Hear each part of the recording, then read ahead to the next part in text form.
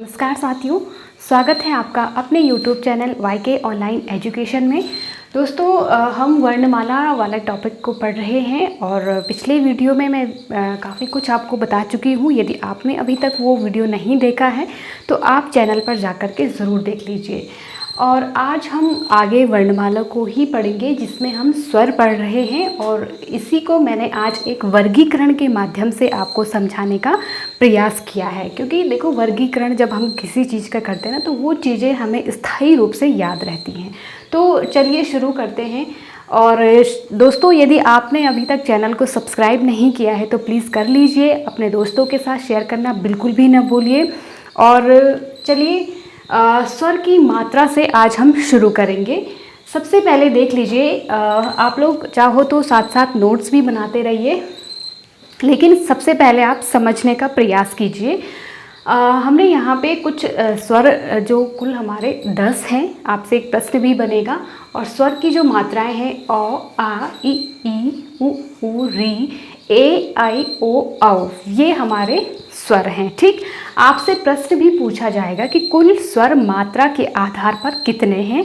तो आपको हमेशा ध्यान रखना है कि मात्रा के आधार पर हमारे 10 स्वर हैं। ठीक, इसके बाद अब देखो स्वर की मात्राएं क्या होती हैं। जैसे अ है, अ के नीचे मैंने काट रखा है, इसका मतलब अ की कोई मात्रा नहीं होती है। अ सिंपल, अगर आपके पास क्वेश्चन भी बनेगा कि कौन सा स्वर है जिसकी मात्रा नहीं होती है, तो अ जो है अपने मूल रूप में ही होता है, इसकी कोई मात्रा नहीं होती है।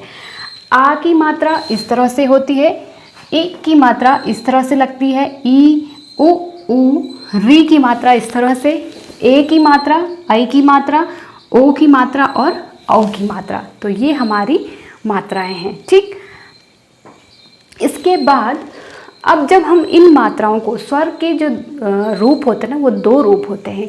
एक होता है उसका वास्तविक रूप, दूसरा होता है उसका मात्रिक रूप। ठीक, तो वास्तविक रूप इसको हम कहते हैं। ठीक है, आप चाहो तो आगे से लिख सकते हो, ये स्वर का क्या है, वास्तविक रूप है। और ये जब हम उसको किसी व्यंजन के साथ लिखते हैं तो वो अपने मात्रिक रूप में होता है। कैसे, देखो, जैसे अ की तो कोई मात्रा नहीं है, इसलिए क सिंपल ही आएगा। 12 कड़ी अगर आपने बचपन में पढ़ी होगी। और आ की मात्रा क के साथ कैसे लगी, उसका रूप ही बदल गया, का बन गया। ई की मात्रा जब क में लगी तो वो बन गया, और ई की मात्रा जब क में लगी तो वो ई बन गया। इसी प्रकार से आगे भी क तक बन गए आपके। ठीक, तो ये आपकी स्वर की मात्राएं हो गई।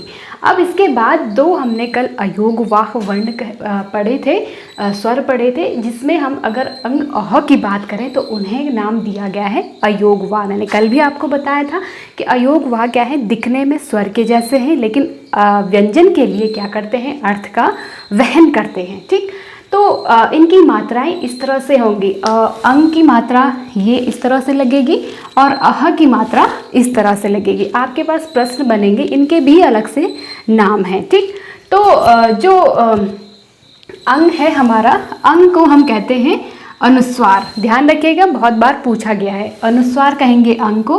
और अह का जो हमारा अह की जो 2 बिंदियां दिख रही हैं उन्हें कहते हैं विसर्ग। ठीक, तो उम्मीद है कि यहाँ तक आप समझ पाए होंगे। इसके बाद वर्गीकरण अगर हम देखें तो स्वरों को हम 5 प्रकार से वर्गीकृत करते हैं। सबसे पहले करते हैं उत्पत्ति के आधार पर, दूसरा है उच्चारण काल के आधार पर, तीसरा है जीभ के प्रयोग के आधार पर, चौथा है होठों की स्थिति के आधार पर, और 5वां है मुख खुलने के आधार पर। ठीक, ध्यान रखिएगा, बहुत सारी चीज़ें यहाँ से प्रश्न के रूप में उठकर आएंगी, आपको वो ध्यान रखना है।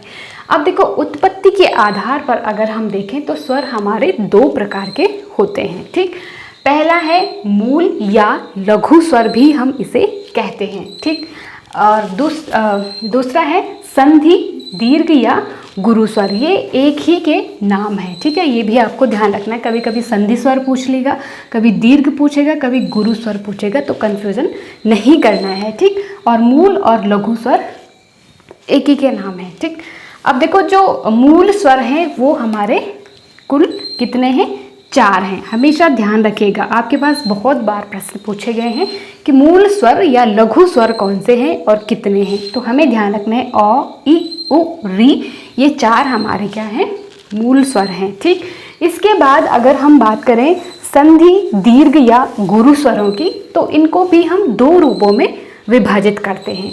एक होता है मूल दीर्घ स्वर, दूसरा होता है संयुक्त स्वर। ठीक, अब मूल दीर्घ स्वर कौन से हैं? आ, ई और उ, तीन हमारे मूल दीर्घ स्वर हो जाएंगे। इसके बाद संयुक्त स्वर की अगर हम बात करें तो उसमें भी 4 संयुक्त स्वर आते हैं, ए, आई, ओ, औ। ठीक, 4 संयुक्त स्वर। अब देखो कैसे ये मूल दीर्घ स्वर हैं, कैसे ये संयुक्त स्वर बने। देखिए, जब हम हमने मूल स्वर क्या पढ़े थे? 4 पढ़े थे। अब मूल स्वरों से मिलकर ही ये सारे स्वर बने हैं। और जो दीर्घ स्वर है, मूल दीर्घ स्वर, देखो अ धन अ मिलकर बना हमारा आ। ठीक, इसके बाद ई धन ई मिलके बना ई। ठीक है, इसके बाद है उ धन उ मिलके बना उ। यहाँ तक समझ में आ गया होगा। देखिए, और फिर देखिए एक चीज़ मैं आपको पहले ही बता दूं, जो ये वर्णमाला है ना, ये हमारी व्याकरण की बेसिक चीज़ें हैं, बेस में है। ठीक है, अगर हम इसको समझ पाए ना तो हमें आगे बहुत सारी चीज़ें समझने में आसानी होगी। संधि तो पूरी की पूरी वर्णमाला पर ही आधारित है। ठीक, तो इसलिए आप ध्यान से देखिएगा। अगर आपको एक बार के पढ़ने में समझ नहीं आता है तो आप बार बार वीडियो को रिवाइज कर सकते हैं। ऑनलाइन का एक यही हमारे पास फ़ायदा होता है कि हम वीडियो को रिपीट में चला सकते हैं। ठीक, तो देखिए, अब हमने कहा कि अ प्लस अ मिलके बना आ, ई प्लस ई मिलके बना ई, उ प्लस उ मिलके बना उ। तो ये सारे एक ही प्रकार के जो आप देख पा रहे हैं वर्ण हैं, स्वर हैं, तो इनको मिलाकर के ये एक ही प्रकार के, इसलिए इनको नाम दिया गया सजातीय स्वर। ठीक है, क्वेश्चन बनेगा, ध्यान रखिएगा। अब दूसरी बात करते हैं संयुक्त स्वर की। आपके पास डायरेक्टली कभी पूछेगा संयुक्त स्वर कौन से हैं, तो आपके पास ए, आई, ओ, औ संयुक्त स्वर हो गए। और इनकी जो मतलब उत्पत्ति हुई है, ये कैसे बने हुए हैं, अब इनको देख लेते हैं। देखो, अ धन ई मिलके बना ए, अ धन ए। अब हमें अ तो मिल गया, हमने अ और ई को मिलाकर जब मिलाया तो हमें ए प्राप्त हुआ। अब ए प्राप्त हुआ तो अब हमें आई को भी प्राप्त करना है। तो कैसे? अ धन ए हम उसके साथ मिला देंगे और हमारा बन जाएगा आई। ठीक, अब अ धन उ से मिलकर बना हमारा ओ। अब जब ओ हमें प्राप्त हो गया तो इसके बाद अ धन ओ को मिला करके हमारा बन गया औ। ठीक है, तो अब जब देखिए आप, यहाँ हमने देखा था, यहाँ भी सेम चीज़ है, यहाँ भी सेम चीज़ है, लेकिन यहाँ आप देख रहे हैं अ के साथ क्या मिला? ई मिला। इसका मतलब क्या है? यहाँ दोनों में भिन्नता है, इसलिए इनको नाम दिया गया विजातीय स्वर। ठीक, आए समझ में? ओके, इसके बाद देख लीजिए अब हम दूसरा देखते हैं उच्चारण काल के आधार पर। नाम से ही स्पष्ट है कि काल का मतलब है समय, की उनको उच्चारित करने में कितना समय लग रहा है। अब देखो, उच्चारण काल के आधार पर हमारे 3 प्रकार के स्वर हैं, ह्रस्व स्वर, दीर्घ स्वर और प्लुत स्वर। ह्रस्व स्वर का मतलब होता है जिन स्वरों के उच्चारण में एक मात्रा का समय लगता है। आप चाहो तो नोट डाउन भी कर सकते हो। अब एक मात्रा अ, ई, उ, री, बहुत कम समय जिसमें लगता है तो उन्हें ह्रस्व स्वर कहते हैं।